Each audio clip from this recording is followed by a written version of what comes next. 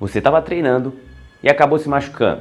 Seja uma pancada, um trauma, ou você começou a ter uma dor muito forte no pé, no joelho, tornozelo, no ombro.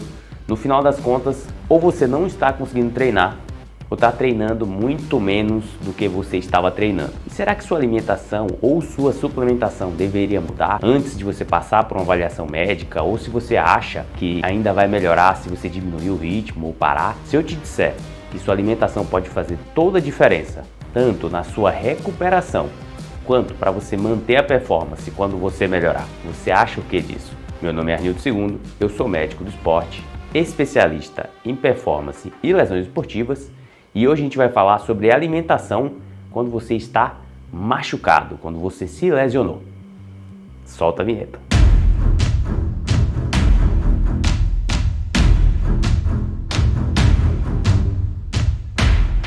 Isso é um dos pontos onde a maioria dos meus colegas, outros médicos, muitas vezes ortopedistas, outros médicos do esporte, acabam pecando muito. Pacientes que estão lesionados ou estão machucados e eles não têm uma orientação sobre a parte alimentar ou sobre a parte de suplementação. Não que diretamente a gente vai acabar passando uma dieta específica para você, mas sim uma orientação que muitas vezes um nutricionista pode construir uma dieta ou a gente mesmo pode orientar uma suplementação ou uma forma de se alimentar diferente, nem que seja de uma forma mais genérica, não necessariamente cortando ali os alimentos especificamente. Mas claro, se você for um atleta amador que busca performance, que compete, logicamente você controla essas pequenas variáveis e aí sim faz muita diferença. Você tem um controle mais rígido nesse período onde você está machucado ou tem alguma lesão ali que está atrapalhando a sua performance e os seus treinos. E eu vou explicar por quê.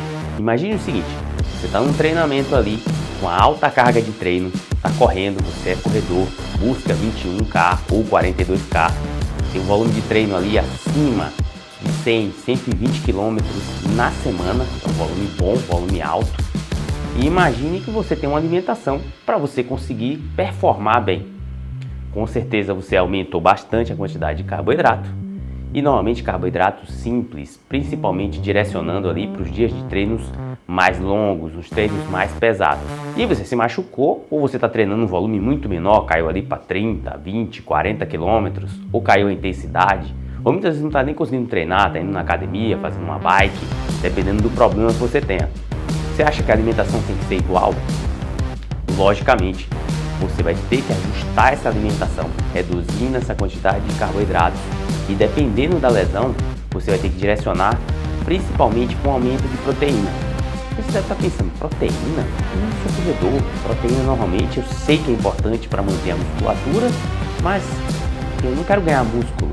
Calma, se você está machucado, independente se você é corredor, se você é nadador, se você é bodybuilding, você está utilizando menos a sua musculatura. E isso, obviamente, vai ter catabolismo, vai ter perda muscular, vai ter perda de eficiência muscular. E essa proteína a mais, essa quantidade de aminoácidos a mais, é para reduzir ao máximo possível esse processo de catabolismo. Além disso, dependendo do tipo de lesão, vamos dizer que seja uma fratura, uma lesão muscular, você vai ter que ter reconstrução de tecidos. E de que material esses tecidos são formados? Se não são também formados de proteínas. Ou seja, eu vou precisar de energia, mas eu vou precisar principalmente ali do cimento, daquela argamassa para construir novamente esses tecidos. Então eu vou aumentar a quantidade de proteína. Quanto? Isso tem que ser avaliado caso a caso. Não dá para chegar e dizer que essa fórmula serve para você e serve para o seu colega. Você pode ser muito diferente um do outro, dependendo da rotina, dependendo do peso e da quantidade, a composição corporal que você tem. Imagine o seguinte, você está buscando um processo de ganho de massa muscular. Você faz luta, por exemplo, jiu-jitsu, está buscando aumentar a quantidade de massa muscular, diminuindo a quantidade de gordura, porque na competição você vai ter que bater certo peso e, obviamente, se você tem mais músculo, você é mais forte e consegue performar melhor. E aí você tem uma lesão, por exemplo, no ombro e está conseguindo performar muito baixo, está fazendo alguns movimentos específicos mais técnicos, mas não está fazendo as lutas. Você baixou o seu gasto calórico naquele processo e você vai treinar muito menos. Você acha que sua alimentação não tem que reduzir a quantidade total de calorias, principalmente carboidratos, gorduras, sendo que o seu objetivo ali estava sendo ganhar massa muscular, você estava treinando mais forte, também na musculação ou fazendo um treino específico para essa hipertrofia? Então esse ajuste faz toda a diferença, porque nesse período que você está machucado, você vai precisar manter o seu peso e tentar manter essa massa muscular que você conquistou a duras penas. Manter, porque você vai ter perda nesse processo. É impossível você não ter perda num processo depois que você se machucou. E esse é um dos pontos que a maioria dos profissionais, como eu falei no começo do vídeo, eles esquecem. Isso faz muita diferença, pessoal. Na minha vivência com atletas de alto rendimento e aqui no consultório, a gente vê que quem tem mais massa muscular, no sentido de massa muscular direcionada para aquilo que você faz toda a diferença no processo de reabilitação e de retorno àquele rendimento, de buscar aquela performance que você tinha no começo, ou até uma performance melhor, né? A gente nem sempre só volta à performance anterior, às vezes ajusta coisas que já estavam causando problemas antes e você melhora a performance e alcança outro patamar dentro do esporte. Mas para isso, você também tem que cuidar de uma coisa que muita gente esquece, que é a nutrição, principalmente quando você se lesiona. Todo mundo lembra de se hidratar muito bem, muitas vezes de se alimentar muito bem, quando se está treinando, quando se está competindo, mas quando para, quer largar a mão. E aí, o retorno fica muito mais difícil, já que você, além de ter perda muscular nesse processo, você muitas vezes tem um ganho de gordura, um ganho de peso, já tem uma queda da capacidade aeróbica ou da capacidade de força, muitas vezes a parte técnica também cai, porque você acabou diminuindo ali, né, o trabalho, quantas vezes mais você repete, mais você ganha a capacidade técnica pela própria repetição, e isso faz com que você performe muito pior. Eu sempre falo que a máquina tem que ser utilizada de uma forma muito bem aplicada. O que eu quero dizer sobre isso?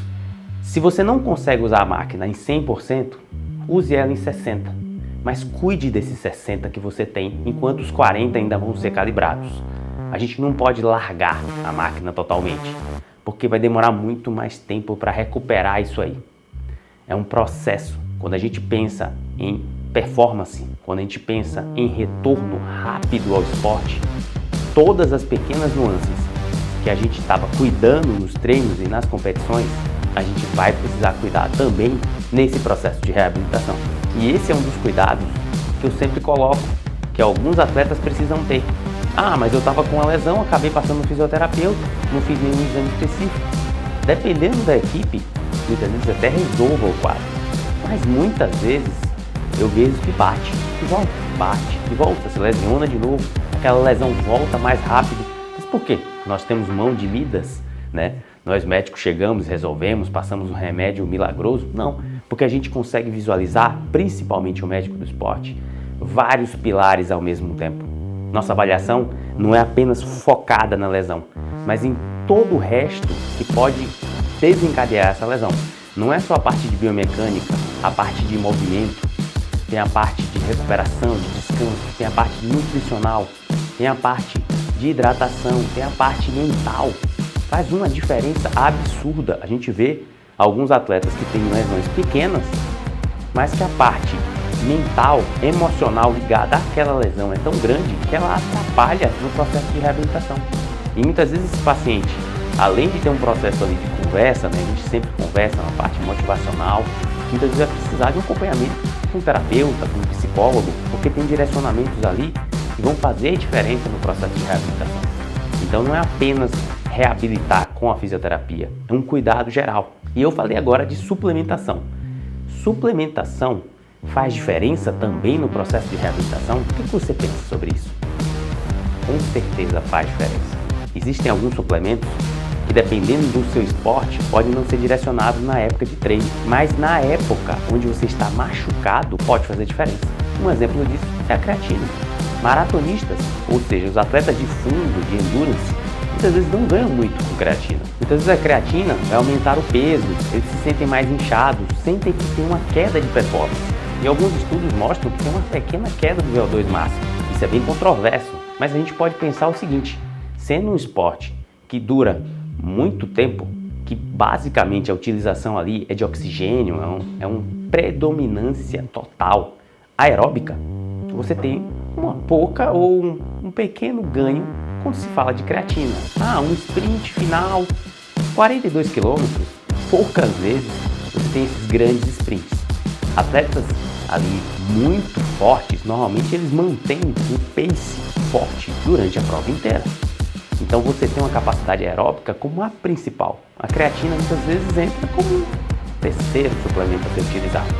Porém, em uma lesão, a creatina pode fazer uma diferença muito grande. Ela vai aumentar sua força muscular, vai fazer com que seu músculo se recupere mais rápido. Então, dentro do processo de reabilitação, ela pode ser muito bem encaixada. E pensando sobre isso, a gente pode usar outro leque de suplementações, como utilizar suplementos mais fitoterápicos que têm uma ação muito boa em reduzir a dor pós-muscular e a recuperação muscular. Nós temos, por exemplo, o ômega 3, o Proncerasus também, que é a cereja azeda. Nós temos também a cúrcuma, que tem alguns estudos mostrando uma melhora da dor pós-muscular. Isso pode ajudar muito no processo de reabilitação, mas tem que ser encaixado caso a caso. Você precisa individualizar.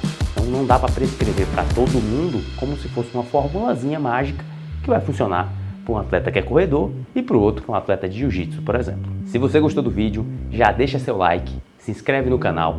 Fico feliz por você ter chegado até aqui e até um próximo vídeo.